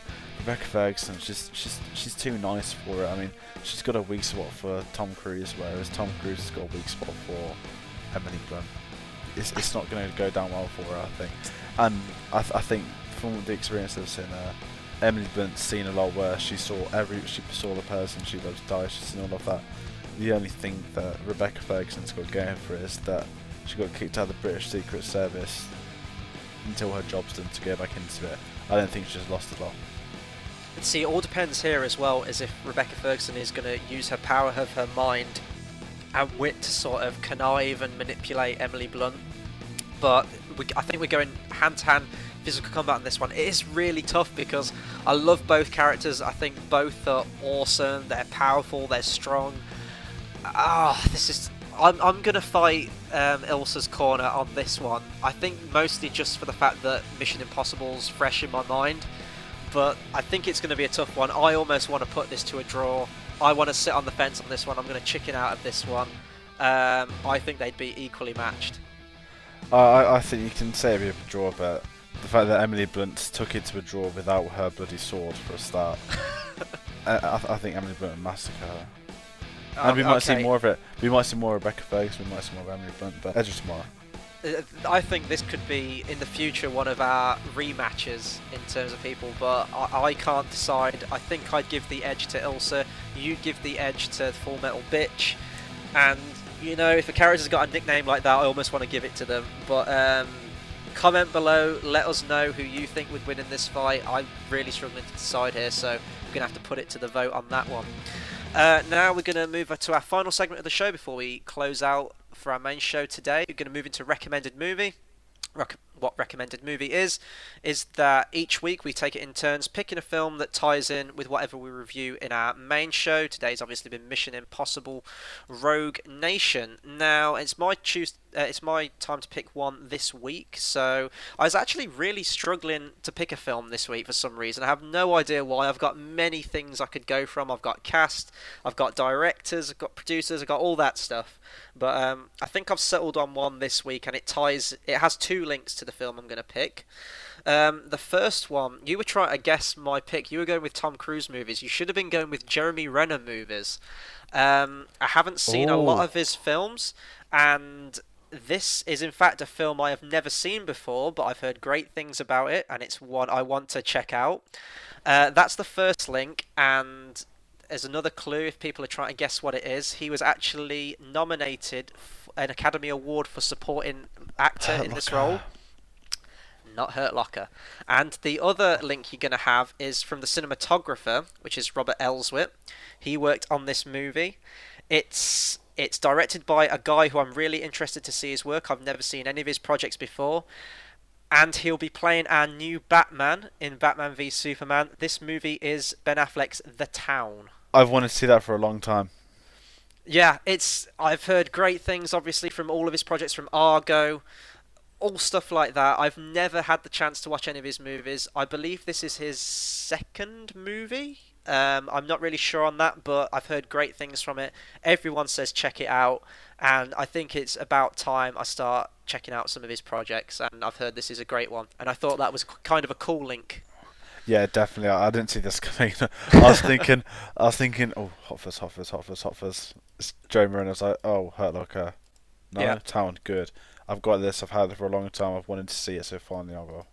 Yeah, so that will be coming up on Thursday for our film club show. Looking forward to that one. Going to give that a watch this week and get into some Ben Affleck directed movies. So thank you very much for watching our review, our main show this week. Comment below, let us know what you thought of the movie. Let us know what you thought of Film Fights, who you think would win that, and let us know what you thought of the recommended movie if you're looking forward to seeing that. You can find us on Facebook at facebook.com/cinemasavvy. We're on Twitter /cinema_savvy, and we're on letterbox.com at cinema_savvy as well. So check those out, get involved, like our pages, subscribe, comment, all that good stuff. Spread the word, because we're going to bring you loads more reviews in the upcoming weeks. Make sure you come back Thursday for our review on The Town. And definitely make sure you come back next Monday for our main show review, which will be fantastic for. That's going to be an interesting one. So until then, thank you very much for watching.